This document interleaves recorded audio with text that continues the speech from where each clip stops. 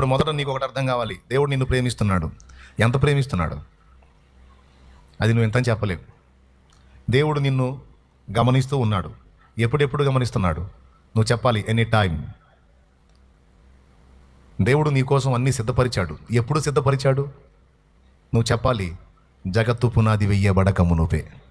అవండి ఆదాం ఎక్కడా, ఇప్పుడు నేను ఎక్కడా? ఆదాముకి నాకు ఎన్ని సంవత్సరాలు తేడా ఉంటుంది? ఆదాం ఎక్కడ, నువ్వెక్కడా? సోదరి, ఆదాం ఎక్కడ, నువ్వెక్కడ? ఆయన వయసు ఎక్కడ, నీ వయసు ఎక్కడ? ఎన్ని సంవత్సరాలు తేడా ఉంటుంది చెప్పాలి అందరూ. మీకు తెలుసా, అసలు ఆ ఆదామును కూడా నిర్మించకముందే నిన్ను చూశాడంట ఆయన. ఆదామును సృష్టించకముందే నిన్ను చూశాడంట. అంటే 2023లో ప్రస్తుతం మనం ఉన్నాం. మనం ఏ సంవత్సరం పుడతామో, పుట్టి ఏ విధంగా పెరుగుతామో, మన జీవితంలో ఎన్ని రకాల అనుభవాలు ఎదురవుతాయో, ఎన్ని గండాలు ఎదురవుతాయో, ఎన్ని రకాల శ్రమల గుండా మనం ప్రయాణం చేస్తామో, ఎన్నిసార్లు కీడుని ఎదుర్కొంటామో అన్నీ ముందే చూసి మనకు ఆయుష్ను నిర్ణయించి మన అవసరాలకు కావాల్సిన సహాయాన్ని డిసైడ్ చేసి గండాల్లోంచి మనల్ని తప్పించడానికి ముందుగానే అన్నీ సిద్ధం చేసి టోటల్ మొత్తం అంతా రెడీ చేసి దించాడంట మన లైన్లోకి. ఇప్పుడు చెప్పండి, ఆయన మిమ్మల్ని గూర్చి చింతించుతున్నాడు కనుక మీ చింత యావత్తు మీ నెత్తినే పెట్టుకోండి అన్నాడా? ఏమన్నాడు? ఆయన మిమ్మల్ని గూర్చి చింతించుతున్నాడు కనుక మీ చింత యావత్తు ఆయన మీద వెయ్యండి ఉన్నాడు. మన విషయంలో చింతించుట అంటే దాని అర్థం ఏంటి? మనకు తెలిసి చింతపట్టం అంటే ఏడుపు కొట్టు మొహం వేసుకొని కూర్చోవటం. ఏంది అంత చింతపోతున్నావు, ఏంది ఏం చింతగా ఉన్నావు, ఏందండి ఏం లేదు. చింతించుతున్నాడు అంటే కూర్చొని ఎడుతున్నాడనే అని కాదు అర్థం. బాధ్యత కలిగి ఉన్నాడని అర్థం. అని అర్థం నీ సంగతులు పట్టించుకుంటున్నాడని అర్థం. అంతేగాని కూర్చొని ఏడుపు మొహం వేసుకొని ఏందట్టు చింతగా ఉందిలే అంటల్లా. ఆయన మిమ్మల్ని గూర్చి చింతించుతున్నాడు అంటే బాధ్యత వహించాడు, బాధ్యత తీసుకున్నాడు. నువ్వు ఏడుచుంటావు ఒక్కోసారి, ఏందో నన్ను నా కుటుంబాన్ని పట్టించుకునే దిక్కే లేదు. కొంతమంది కుటుంబం గురించి కూడా ఏడవరు. అసలు కుటుంబం కానీ సమాజం కానీ అసలు నన్ను ఎవరు పట్టించుకునే దిక్కే లేదు, నన్ను అర్థం చేసుకునే దిక్కే లేదు. వాళ్ళకి నా సమాధానం, డోంట్ వరీ, నిన్ను నిరంతరం పట్టించుకుని నీ విషయంలో 100% బాధ్యత వహిస్తున్న దేవుడు యేసయ్య నీకున్నాడు. ఆత్మహత్యలు చేసుకునే కారణం కూడా అదే. ఎవరు నన్ను ప్రేమించరు, ఇంటి వాళ్ళు ప్రేమించరు, బయట వాళ్ళు ప్రేమించరు, ఎవరికి నేను అక్కరలేదు అని ఒక రకమైన విరక్తిలో ప్రాణం తీసుకుంటా. అలాంటి వాళ్ళకి యేసు నిన్ను ప్రేమిస్తున్నాడన్న శుభవార్తను అందించగలిగితే చచ్చిపోవద్దు, బతుకుతాం, నాకు యేసు ఉన్నాడు కదా అని బతికేస్తారు. అనేది అబద్ధం కాదు, మళ్ళా కహాని కాదు, నిజమే. కాబట్టి ఇప్పుడు ఆయన మీ విషయమై బాధ్యత కలిగి ఉన్నాడు కనుక, నీకు కావలసిన వాటన్నిటిని ముందుగానే రెడీ చేసుకొని పెట్టుకున్నాడు కనుక, దానికి నిరూపణగా కొన్ని చూపించాను కనుక, ఇశ్రాయేలు ఐగుప్తు నుంచి బయటికి రాగానే ఫరోగాడికి మళ్ళా పొరుగు తిరిగిద్ది. పొరుగు తిరిగి మళ్ళా వీళ్ళని వదిలిపెట్టిన వాడే మళ్ళా వెంటబడి తరుముతాడు. తరిమినప్పుడు ఈసారి వాడిని పోనీయకూడదు, వీళ్ళని తప్పించి వాడిని వాడి టీం మొత్తం నేసేయాలి, దానికి ముందే స్కెచ్ గీయాలి అని ప్లాన్ చేసి వాళ్ళకి వేరే మార్గం గుండా పోవచ్చు. కనానుకి ఐగుప్తు నుంచి ఇశ్రాయేలీయులు కనానుకి వేరే మార్గం గుండా పోవచ్చు, కానీ ఆ మార్గంలో పోనీయకుండా చుట్టుదారియగు ఎర్ర సముద్రపు త్రోవలోనికి తీసుకొచ్చి ఎర్ర సముద్రం ముందు పెట్టాడు. వాళ్ళని పెట్టి అప్పుడు ఫరోని కదిలిచ్చాడు. వాడు బయలుదేరాడు. వాడు రథాలు గుర్రాలు సైన్యాలు వేసుకొని వాడు కూడా రథాలను వేసుకొని బయలుదేరాడు. ఏది వాడు వదిలిపెట్టిన ఇశ్రాయేలీయుల్ని మళ్ళీ తీసుకురావాలని బానిసలుగా. ఇంకా చూడరాదు, ఇశ్రాయేలీయులు మోషే మీద లేచారు. ఈ మోషే అనేవాడు మనల్ని కాపాడటానికి కాదు వచ్చింది, సావగొట్టడానికి. ఐగుప్తులో చేస్తే అందరిని పాతేయడానికి ఆడ స్థలం సరిపోదుగా ఇంతమందిని, అందుకని సముద్రం ఒడ్డుకు తెచ్చాడు. ఏడైతే ఎంతమందినైనా పెట్టవచ్చు గుంట తీసి, అందుకని సముద్రం ఒడ్డుకు తెచ్చాడు. ఈ దుర్మార్గుడు మనల్ని చంపాలని తెచ్చాడని ఈ మోషే మీద లేచారు. మోషే ఏమన్నా, భయపడకండి, నేడు యెహోవా మీ కొరకు చేయు కార్యము రక్షణ మీరు కనులారా చూస్తారు. ఈరోజు మీరు చూస్తున్న ఐగుప్తీయులని ఇక మీదట మీరు చూడరు అన్నాడు. మోషేకి ప్లాన్ అర్థమైపోయింది. సముద్ర పొడ్డుకు తీసుకొచ్చాడు, వాళ్ళని రేపాడు, వాళ్ళు తరుణతానికి వస్తున్నారు, మొత్తానికి ఏదో చేయబోతున్నాడు. ఏం చేయబోతున్నాడు? సముద్రంలో ముంచబోతున్నాడు. మోషే పైకి చూశాడు, దేవా వస్తున్నారు, నా తట్టు చూస్తావే, నీ చేతనున్న కర్రను తీసుకొని సముద్రము 2 పాయలగునట్లు దాని వైపు చూపమన్నాడు. తన చేత తీసుకొని సముద్రం వైపు చూపించాడు. చూపిస్తే 2 పాయలు అయిపోయింది సముద్రం. మధ్యలో ఆరింది నేల బయటపడింది. ఆరింద నేల దుమ్ము లెగుస్తుంది సముద్రం మధ్యలో. అసలు ఏ జనం కూడా చూడని సూచక్రియ అది. మామూలు సముద్రాన్ని మధ్యలో ఆరింద నేల రేపటం ఏందండి? రహదారిలాగా చేసి పడి రోడ్లాగా చేసి పడేశాడు. మోషే వాళ్ళని కదలమని చెప్పి ఇక బయలుదేరమని చెప్పాను. ఇక పరిగెత్తరు, స్తోత్రం స్తోత్రం అనుకుంటూ పరిగెత్తుంటారు నాకు తెలిసి. వీళ్ళందరూ సగం పడ దాటి వెళ్ళిన తర్వాత వాళ్ళు వచ్చారు, ఊరు పానిపోయారు అని. వాళ్ళు అప్పుడన్నా ఆలోచించొద్దు, ఊరే సముద్రం 2 పాయలు అయింది, ఇది ఎక్కడి కార్యం రా, ఇది మామూలు విషయం కాదు. ఇప్పటిదాకా ఐగుప్తులో మన మధ్య జరిగిన సూచక్రియల కంటే కూడా ఇది మహాసూచక్రియ. దేవుడే వాళ్ళకు తోడై ఉన్నాడు రా, ఎందుకు అనవసరంగా సత్తాం అనుకోవద్దు ఆ దరిద్రులు.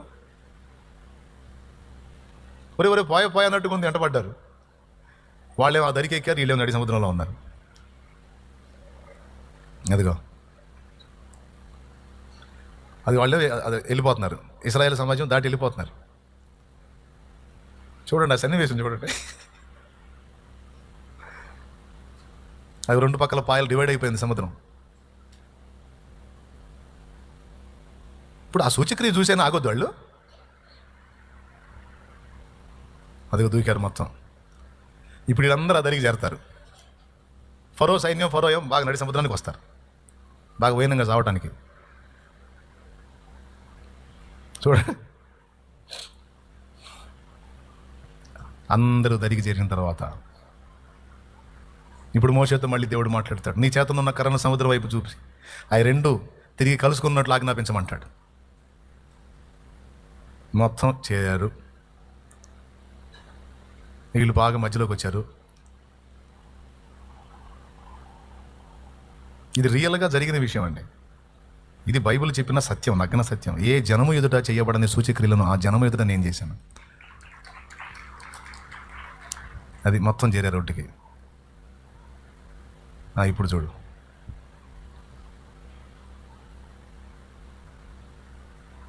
లోపల వాళ్ళు కూడా వచ్చారు.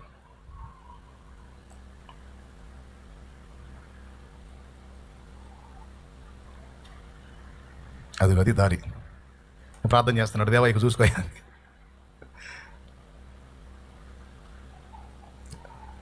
ఇది 14లో రియల్గా జరిగిన విషయం రాశాడు గ్రంథంలో. ఇక ప్రార్థన చేశాడు, ఇక దేవుని కార్యం జరిగింది.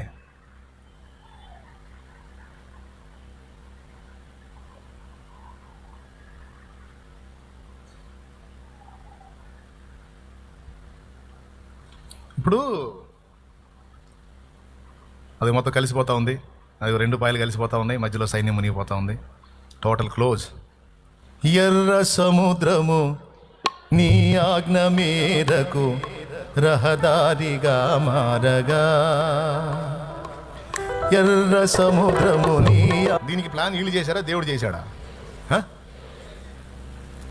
మరి దేవుడు శత్రువుల నుంచి ఇక వాళ్ళని కాపాడటానికి, శాశ్వతంగా వాళ్ళని ముంచేయడానికి వాళ్ళని ఎర్ర సముద్రం దగ్గర తీసుకొస్తే దేవుడి ప్లాన్ అదైతే, శత్రువులను చంపడానికి దేవుడు తెస్తే వీళ్ళు ఏమన్నారు మోషేతో? నువ్వను నీ దేవుడు మమ్మల్ని చంపడానికి తెచ్చారు ఇక్కడికి. ఇది మన తెలివి. దేవుడు మన శత్రువులను నాశనం చేయడానికి మనల్ని కొన్నిసార్లు విచిత్రమైన పరిస్థితుల్లోకి తీసుకొస్తాడు. ఆ పరిస్థితులు ఎలా ఉంటాయంటే మనకు అగచాట్లులాగా ఉంటాయి. అవి మన అగచాట్లు కాదు, మనల్ని తరిమేవాడికి అగచాట్లు. ముందు నువ్వు వెనక గొయ్యి అన్నట్టు మమ్మల్ని ఎట్లా ఇరికిచ్చావేమయా అని మనం అంటాం. ఆయన అంటాడు, నిన్ను తరుముతున్న శత్రువుకి ఎన్నటికీ తరమకుండా నాశనం చేయడానికి ఈ సందిగ్ధావస్థలో నిన్ను ఉంచానంటాడు ఆయన. అయితే గట్టిగా సపోర్ట్లు కొట్టి దేవుని సంగతులు. ఇలా ఎన్ని విషయాలు. ఈ ప్లాన్ ఏం మోషే ఇవ్వలేదే దేవుడికి. పోనీ ఇశ్రాయేలు మేధావులు ఎవరు ఇవ్వలేదే? తన బిడ్డల్ని ఏ విధంగా సేవ్ చేసుకోవాలో, తిరిగి మళ్ళా వాళ్ళ వెంటబడి వాళ్ళని బానిసలుగా కొనిపోయేటువంటి స్థితిలో ఫరో తయారైతే వాడిని ఏ విధంగా దెబ్బ కొట్టి నీళ్ళ ముంచాలో ముందే ప్లాన్ రెడీ చేసి పెట్టాడు నా దేవుడు. ఆయన అందే కదా నువ్వు విశ్వాసం ఉంచావు, ఆయన్నే కదా నువ్వు తెలుసుకున్నావు, ఆయన రక్తంలోనే కదా నువ్వు కడగబడ్డావు.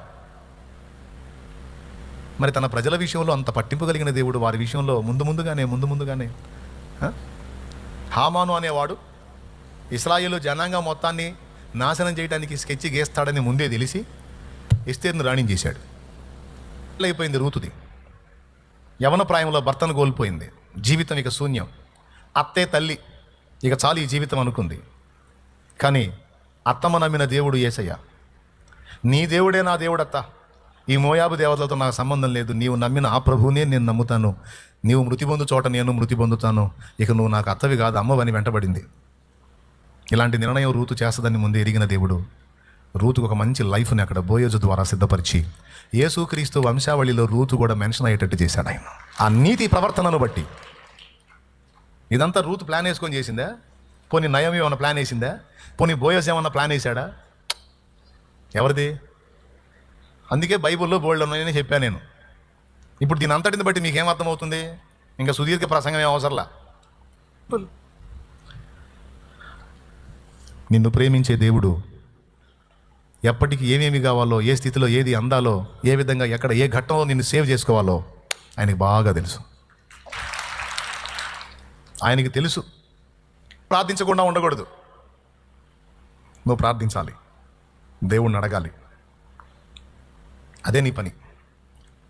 ఎందుకంటే అబ్రహాము కనులెత్తి చూడగా పొదలో కొమ్ములు తగులుకొని ఉన్న పొట్టేలు కనపడింది.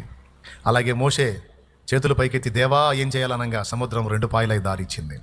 ఈ అద్భుతాలు జరిగిన ప్రతి ఘట్టంలో ప్రార్థన ఉంది చూడండి. ఎస్తేర్ను రాణి చేసిన దగ్గర కూడా మొర్దెకై ప్రార్థన ఉంది. ఇప్పుడు నేను చెప్పిన ఘట్టాలన్నిటా కూడా ప్రార్థన ద్వారానే అన్నిటిని అందుబాటులోకి తెచ్చాడు. కావాల్సినవన్నీ ముందే రెడీ చేసి పెట్టాడు. ఇప్పుడు చెప్పండి, మనకు కావాల్సినవన్నీ ముందే రెడీ చేయబడ్డాయా లేవా? మా అమ్మాయికి ఈడు మించిపోతుంది, పెళ్లి కాలేదని బాధపడతారు. ఆమెకి తగ్గ భాగస్వామిని రెడీ చేసే పెట్టాడు. ఆ సమయం వచ్చినప్పుడు ఆ కార్యాన్ని జరిగిస్తాడు ఆయన. దానికోసం గందరగోళం అవ్వాల్సిన అవసరమే లేదే. కనీసం నా తల్లిదండ్రులు కూడా చింత లేదు నా జీవితాన్ని గురించి అని నువ్వు అనుకుంటే వాళ్ళకి చింత లేకపోవచ్చు, దేవునికి ఉందిగా. అట్లాగే ప్రతి విషయంలో అన్నీ ముందే సిద్ధపరచబడ్డాయి. అప్పుల్లో ఉన్నావు, విడుదల కోసం దారులు ముందే రెడీ చేయబడ్డాయి. జబ్బులో ఉన్నావు, స్వస్థత కొరకు దారులు ముందే రెడీ చేయబడ్డాయి. ఇది శరీర సంబంధమైన అవసరాలకైనా, ఆత్మ సంబంధమైన సమస్యల్లో నువ్వు ఉంటే అందులో నుంచి విడుదల కొరకైనా ప్రేమగల దేవుడు ముందే అన్నీ రెడీ చేసి పెట్టుకున్నాడు. ప్రార్థన ద్వారా నీకు అందిద్ది. రెండవది సమయానుకూలముగా అందిద్ది. మొట్టమొదటిది ముందే సిద్ధపరచబడ్డాయి. రాసుకో, ఇంట్రెస్ట్ ఉంటే పెన్నుతో. దేవుడు నీకు కావలసిన సమస్తము ముందే సిద్ధం చేశాడు. నువ్వు చెబితే అప్పుడప్పుడు ఏదో తిప్పలు పడి ఇంత లేటుగా చెబితే ఎట్లా అబ్బాయి నాకు ఎంత రిస్క్ అవుతుంది అనే ఫీల్ అయ్యేదేం లేదు. తల్లి గర్భములో పసికందుగా నువ్వు ఉండినప్పుడే, తల్లి గర్భంలోంచి బయటికి రాగానే నీ కడుపు ఆకలి తీర్చడానికి అమ్మ దగ్గరే నీకు ఆహారాన్ని రెడీ చేసిన మేధావి ఆయన. లేకపోతే మీ అమ్మ రెడీ చేసిందా, మా అమ్మ రెడీ చేసిందా? చెప్పు, ఎవరు రెడీ చేశారు? కనటం స్టార్ట్, పాల ఉత్పత్తి స్టార్ట్ అయింది. వెంటనే పాలు తాగుతాడు. చూడు, ఏమీ తెలియని వాడికి పాలు ఎట్ట తాగటం తెలుసు అర్థం కాదు. నాకు ఎప్పటికీ డౌటు. పుట్టిన బిడ్డ మళ్ళీ ఏమీ తెలియదు. మళ్ళీ ఆవు దూడని చూడండి మీరు, అప్పుడే పుట్టిద్ది తల్లి దగ్గర పోయి, ఇక ఒక్కటి తెలుసు, ఇంకేం తెలియదు. అంతవరకు జ్ఞానం ఉండేటట్టు పెట్టాడు. కడుపులో నుంచి నువ్వు బయటికి వచ్చిన తర్వాత నీకు ఆకలి అయింది. ఆ ఆకలి తీరడానికి నీకు ఆహారాన్ని ఆయనే రెడీ చేశాడు. అయ్యా, పసికందుగా ఉన్నప్పుడే నీ కడుపు చూసి ఫుడ్ రెడీ చేసిన నా తండ్రి, ఇంత అయ్యావే, ఈ స్థితికి వచ్చావే, ఆయన రక్తంలో కడగబడ్డావే, ఆయన ఏదో నీకు అన్నం పెట్టడా? ఈ దశలో నీ కడుపు కొడతాడా? ఈ దశలో నీకు ఉపాధి ఇవ్వడా? ఈ దశలో నీకు బ్రతుకు తెరువు చూపించడా? చూపించడు? తప్పకుండా చూపిస్తాడు. మళ్ళీ చెప్తున్నా, ఆయన ప్రేమగల దేవుడు. నాస్తికుడికి అన్నం పెడుతున్నా ఆయన నీకెందుకు పెట్టాడు? దేవుడు ఎవడరా దేవుడు అన్నోడికే అన్నం పెడుతున్నాడు ఆయన. ఏం చేస్తావు? ఎందుకు పెడుతున్నావు దేవా? వాడికి అసలు కూడు పెట్టకుండా సాగు కొట్టాల నువ్వు. వాడేంది నిన్ను అంత మాట్లాడంటే వాడికి అన్నం పెడుతున్నావు ఏంటంటే ఏమంటాడు తెలుసా? ఏం చేద్దాంరా కన్నాను, వాడు మెంటలోడ్ అయ్యాడు, మరి ఏం చేయాలో? మెంటలోడ్ అని తల్లి పోగొట్టుకోదుగా, మరి ఎక్కువగా చూసుకుంటుంది, అట్లనే నేను కూడు పెడతాను రా వాడికి అంటాడు. దేవుడు లేడనే నాస్తికుడిని ఏ లిస్టులో వేశారు తెలుసా? మెంటలోళ్ళ లిస్టులో వేశారు. వాదించడం కూడా వేస్ట్. నేను వాదించనుగా మెంటలోళ్ళతో. దేవుడు లేడనే అన్న మాటతోనే ఆయా మెంటల్ పేషెంట్ అని చెప్పకనే చెప్పుకుంటున్నాడు. ఇక మైండ్ బాగున్నాడు ఎవడు మానసిక రోగితో మాట్లాడు. కాబట్టి నేను మాట్లాడినా. ఆడు మెంటలోడని తెలిసి మన ఎట్లా మాట్లాడతాను? నాకు అర్థం కాదు. కాబట్టి దేవుడు ఉన్నాడు, ఆయనే నిన్ను నన్ను నిర్మించాడు. ఆ ప్రభువే నీకు నాకు కావలసిన సమస్తాన్ని ముందే సమకూర్చాడు. ఇది నగ్న సత్యం.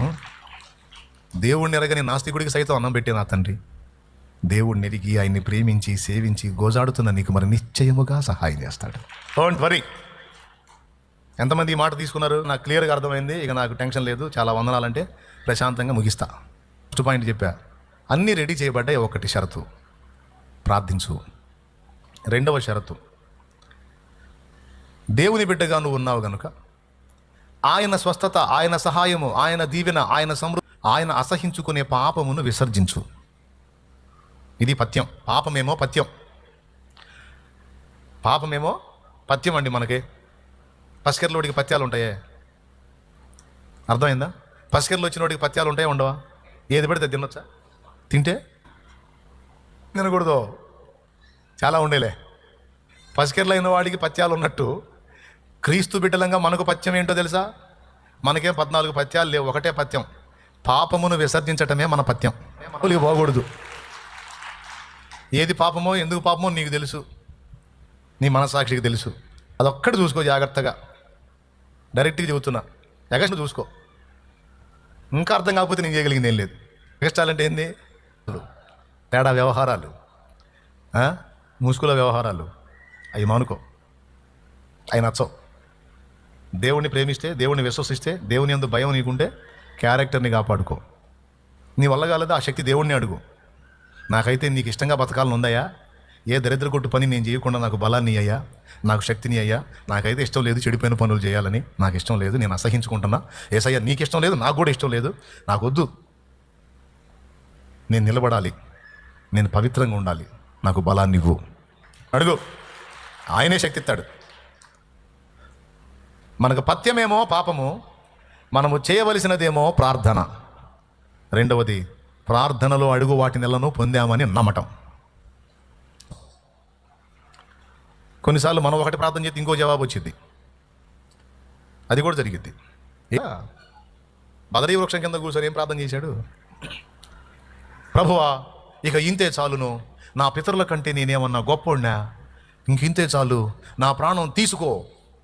ఏకంగా పండుకున్నాడు కూడా, ప్రశాంతంగా తీసుకొని. పండుకున్నోడికి ప్రాణం పోవాలని నిద్ర వచ్చింది, శుభ్రంగా నిద్రపోయాడు. ప్రార్థన ఏం చేశాడంటే ప్రాణం తీసుకోమని చేశాడు. జవాబు ఏమొచ్చింది? దోత వచ్చి, ప్రభువే ఎలియా లే కూర్చున్నాడు. లేచి కూర్చున్నాడు. అక్కడ రొట్టెలు నీళ్లు ఉన్నాయి, ఆ రొట్టెలు తిని నీళ్లు తాగన్నాడు. చచ్చిపోవాలనుకున్నాడు. రొట్టెలు ఎందుకు? ఆకలినట్టుంది పాపం. తిన్నాడు, నీళ్లు తాగాడు, అనుకున్నాడు. ప్రార్థన ఏం చేశాడు? ప్రాణం తీసుకోమని చెప్పాడు. ఏనేం చేశాడు? ఫుడ్ పెట్టాడు. ప్రాణం తీసుకోవాలని ఆయన ప్రార్థన చేస్తే జవాబు చూడు ఎట్టుందో. ముందు తినమ్మా అన్నాడు. నువ్వు చేసిన ప్రార్థనకి జవాబు తర్వాత ఇస్తాను, ముందు నీకు ఇది అవసరం, ఇది చూసుకోమని ఇస్తాడు జవాబు. అర్థమయ్యే చప్పట్లు కూడా క్లియర్గా అర్థమైందిగా. ఏది అవసరమో నాయనకు తెలుసు, మన నాన్నకు తెలుసు. కొన్నిసార్లు మనం అడిగింది రాదు, మనం అడగంది వచ్చింది. ఫుడ్ అడిగాడా, సావు అడిగాడా? అందరు చెప్పండి. ఇచ్చాడు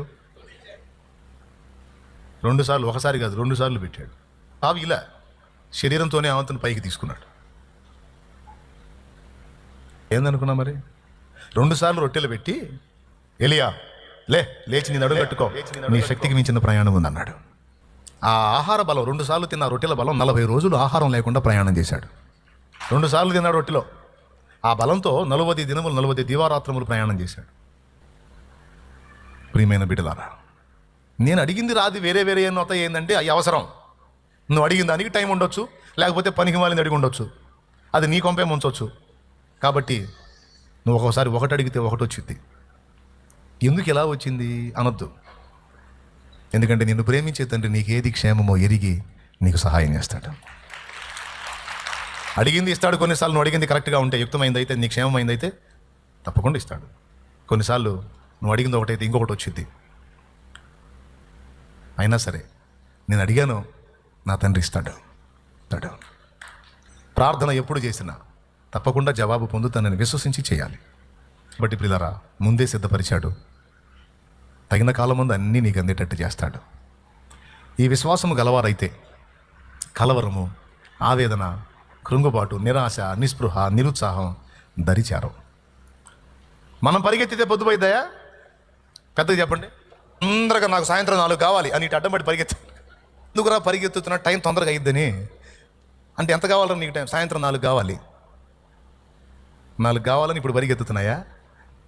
నువ్వు ఎంత పరిగెత్తినా, ఎన్ని కిలోమీటర్లు పరిగెత్తినా, దేవుడు నియమించిన నియమం ప్రకారం సెకండు, నిమిషము, గంట అన్నీ గడుస్తానే రా సమయం గడిచేది. నువ్వు పరిగెత్తితే పోదు. అలాగే మనం తిప్పలు పడి గందరగోళం అయిపోతే ఏదో అయిపోదు. మనం పట్టాల్సిన వాడిని పట్టాల పట్టు వెళ్తే ఇది బలమైన కార్యం. నాకు ఎరిగిన అనుభవం ఇది. ఇప్పటికీ నేను చేసేది అదే. ఏదైనా సరే నాకు సాధించి పెట్టగలడు నా దేవుడు. నా నమ్మకం అది. నాతో ఉన్న వాళ్ళతో ఎప్పుడు నేను చెప్పే మాట అది. నాకెప్పుడు ఏది కావాలో దాచిపెట్టుంచుతాడు రా నా దేవుడు అంటాను. నా దేవుడు నాకెప్పుడు ఏది కావాలో దాచిపెట్టుంచుతాడు రా పిచ్చోడా. నా తండ్రి, నన్ను ప్రేమించే నా తండ్రి. నా భోగాల కోసం, నా ఆనందాల కోసం కాదు. నా ఆశలు, నా ఊహలు, నా ఊటలన్నీ ఆయన కోసం ఉంటాయి గనక తప్పకుండా అన్ని ముందే రెడీ చేసి పెడతాడు. అర్థమైందా? మీ ఊహలు ఒకవేళ మీ కూడా దేవునికి సంబంధించినవి ఉంటే తప్పకుండా మీకోసం కూడా రెడీ చేసి పెట్టాడు. అంతే. క్లియర్గా అర్థమైందా? అర్థమైతే చేతులు ఎత్తండి. ఇంకేం డౌట్ లేదుగా? ప్రార్థన చేస్తే అందాల్సిన సమయంలో ఆయన అందిస్తాడు. ఓకేనా? ఇంకా ప్రశాంతంగా ఉంటారుగా? ఇంకా దడ ఆయాసాలు ఏమి ఉండవుగా? రండి ఇప్పుడు మోకాళ్ళ మీదకి రండి. నమ్మండి.